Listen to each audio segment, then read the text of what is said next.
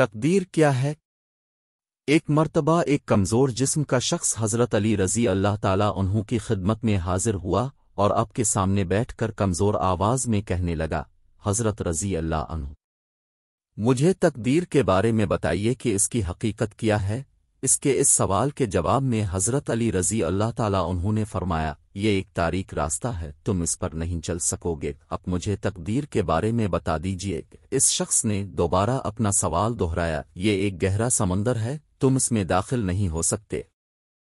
حضرت علی رضی اللہ تعالیٰ عنہ نے اسے سمجھانے کی کوشش فرمائی، لیکن وہ شخص مسلسل اصرار کرتے ہوئے ان سے تقدیر کے متعلق سوال کرنے لگا، تو حضرت علی رضی اللہ تعالیٰ عنہ نے فرمایا، یہ اللہ کا راز ہے جو تجھ سے پوشیدہ ہے، لہٰذا تم اس راز کو افشا نہ کرو۔